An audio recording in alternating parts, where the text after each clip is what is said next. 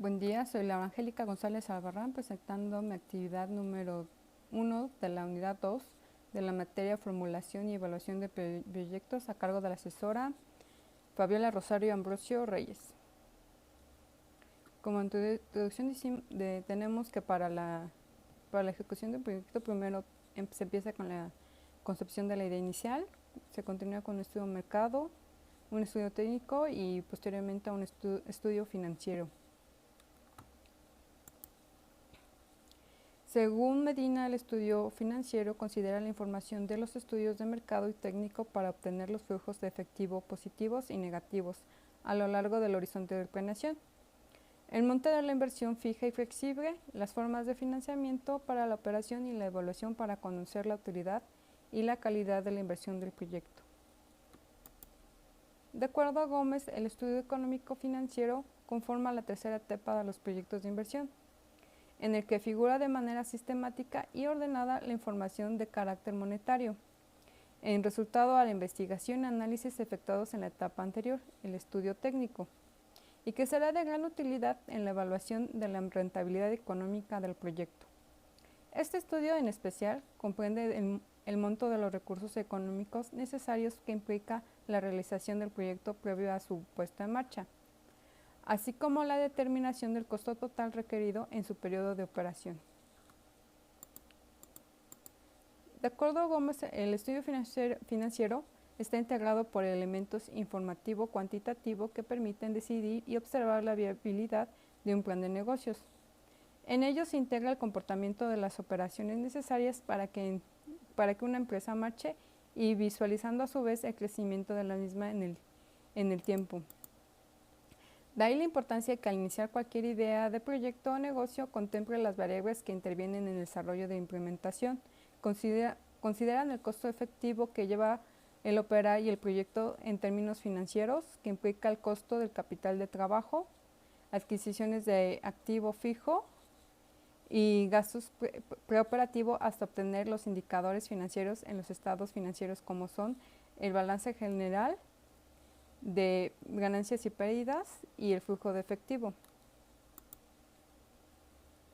Si voy fijando los pasos del estudio financiero, es primero establecer el horizonte del proyecto, calcular el flujo de caja y evaluar a través de indicadores que en este trabajo se toman la tasa mínima aceptable de retorno, la tasa interna de retorno y valor presente neto. Bueno, es un hecho que la selección del horizonte de planeación de algunos proyectos obedecerá a flujos de costos y en otros a flujos de ingresos, o bien a una combinación de ambos. Esto es, en algunos proyectos un indicador podría ser la vida económica útil de los activos físicos, mientras en otros su fijación deberá depender de sus periodos de maduración y aprendizaje, o una combinación de ambos factores. Un horizonte demasiado amplio trae consigo pérdida de confianza de los pronósticos del flujo de efectivo, y un horizonte de planeación corto corre el peligro de no registrar quizás los movimientos de flujo de efectivo más importantes de un proyecto. Los componentes para el flujo de caja son los siguientes, que es determinar los periodos de evaluación, las ventas, los costos, la depreciación, el interés, que nos dará la utilidad antes de los impuestos, que nos dará la utilidad después de los impuestos, la amortización, los préstamos, la inversión y el valor residual. Y este será el total de flujo de caja. Los ingresos por ventas son el producto entre los volúmenes de ventas de los productos, servicios que ofrece el proyecto y sus precios sin IVA. Los costos fijos son costos que en el proyecto deben incurrir para mantener en funcionamiento el proyecto en cada periodo y que son independientes del volumen de producción. Por ejemplo, el personal administrativo, el pago de arrendamiento de propiedades y entre otros.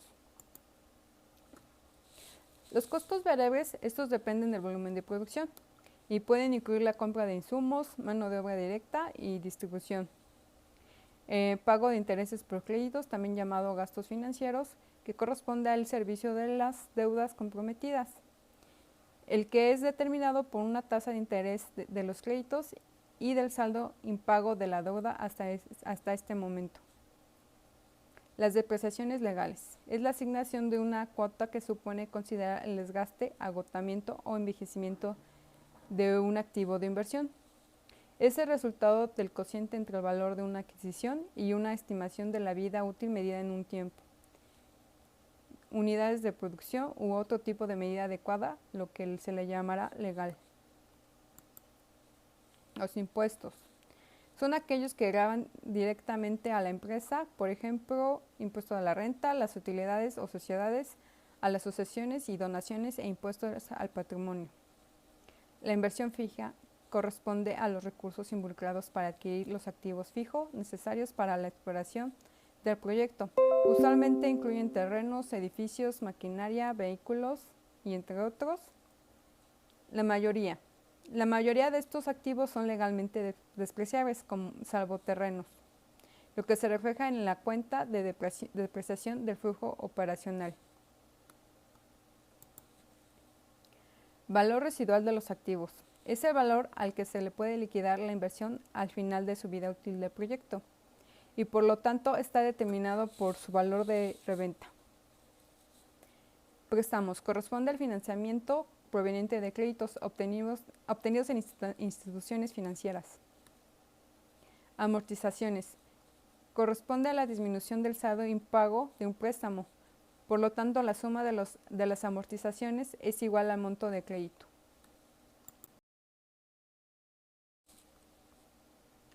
Para el cálculo de la tasa mínima aceptable de retorno tenemos la siguiente propuesta, que es la suma de la tasa de inflación más el riesgo de la inversión. La tasa de inflación está dada, este dato se obtiene de los registros de cada país y se expresa de manera porcentual. Y el riesgo de la inversión representa un porcentaje de la remuneración que obtendrá el inversor por confiar su dinero en el proyecto.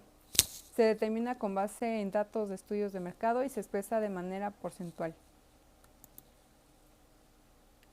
Si definimos que el riesgo es bajo, decimos que es la demanda del producto o servicio es estable y no existe competencia fuerte de otros productores. El porcentaje de riesgo puede ir de entre 3 al 6%. Un ejemplo es el zapatero, que tiene un bajo riesgo al no cambiar sus precios constantemente. Si determinamos un riesgo medio, suponemos que los proyectos tienen una demanda variable y una competencia considerable. Se estima un porcentaje entre el 6 y el 10%. Un ejemplo es la tienda de ropa, que existe una gran competencia en modelos y precios. Si determinamos un riesgo alto, en los negocios, el precio del producto cambia mucho debido a la oferta y a la demanda. Se considera un porcentaje superior del 10%. Un ejemplo es la idea de emprendimiento o productos de moda o coleccionables.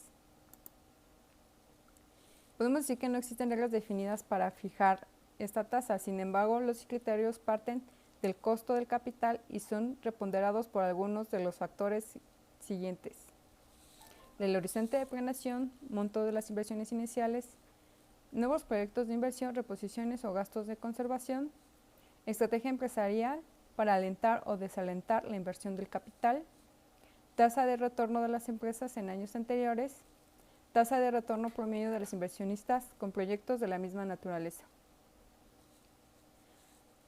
Ahora la tasa interna de retorno. La tasa interna de retorno es un indicador de rentabilidad de un proyecto, que se le da mayor tasa interna de retorno, mayor rentabilidad.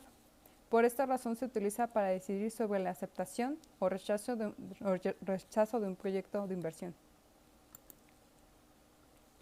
El valor actual neto de una inversión o proyecto de inversión es una medida de la rentabilidad absoluta neta que proporciona el proyecto. Esto es, mide en el momento inicial del mismo el incremento del valor que proporciona a los propietarios en términos absolutos, una vez descontando la inversión inicial.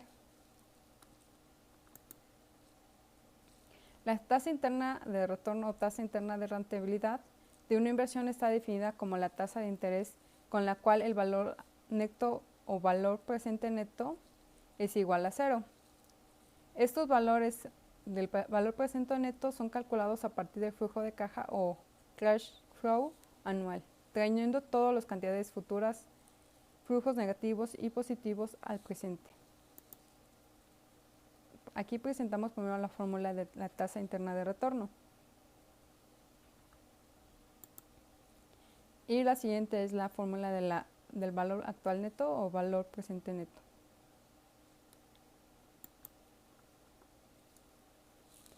En el primer ejemplo tenemos una empresa de galletas que realiza un proyecto para la construcción de un centro de distribución, por lo cual establece un flujo de efectivo para la operación durante 10 años. Se va a proponer un nivel de riesgo medio. La tasa de inflación anual sacada de Bajico es del 4.83%. El riesgo de inversión es el 6%. La tasa mínima actual de riesgo sería los 4.83 más 6, que da un total de 10.83.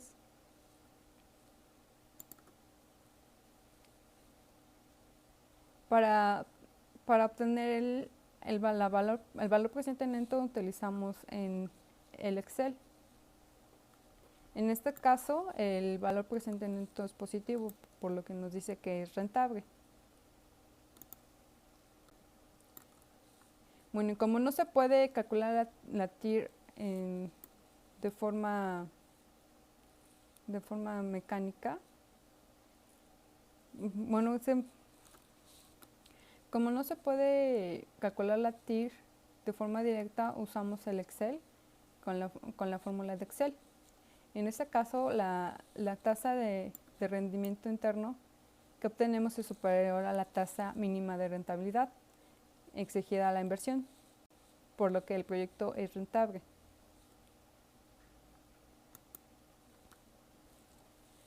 El siguiente ejemplo es un pequeño local de florería que quiere introducir un nuevo arreglo floral.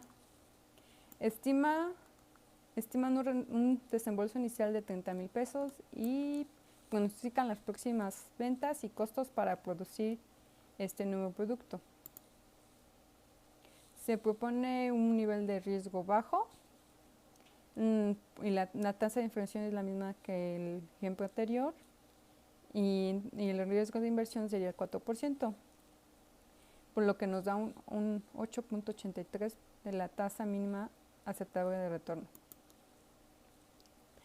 Hicimos los cálculos en Excel con las fórmulas correspondientes y el valor presente neto nos da positivo y la tasa interna de retorno también es positiva, por lo que el proyecto es rentable y aceptado.